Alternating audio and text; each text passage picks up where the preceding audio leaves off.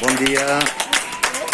Hoy domingo 12 de abril, aquí con los compañeros. Hoy domingo la cosa está un poco hoy tranquila. Tenemos poca gente.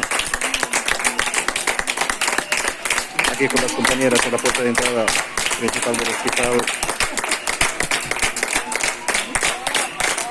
Como cada día,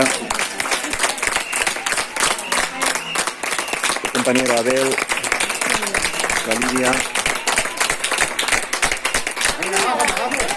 la Carmen y la Carma.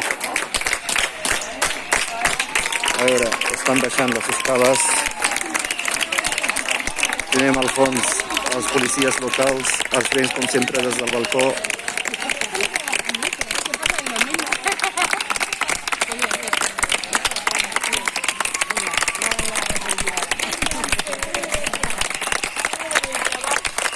Las compañeras ahí en la segunda planta que no pueden bajar, saludando.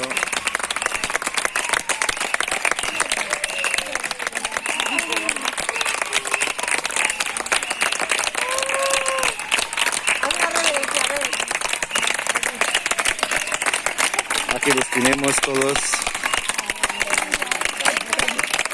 Estos días que la cosa va mejorando, pues como siempre,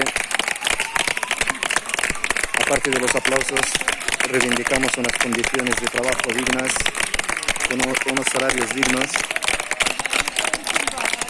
y que estas personas que nos cuidan cada día, pues tengan mejores condiciones. Hoy una compañera, como faltan muchas vacas, pues va disfrazada de rojo. Se ha incorporado más gente en la entrada principal. Ahí las compañeras de urgencias.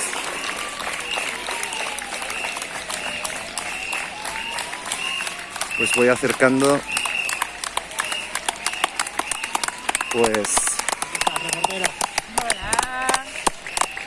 aquí tenemos a una compañera, la Dunia, que cada día cae con una concentración, pues el Iván.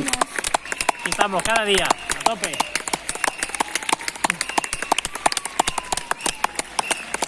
Ahí tenemos a los mozos, los servicios de emergencia.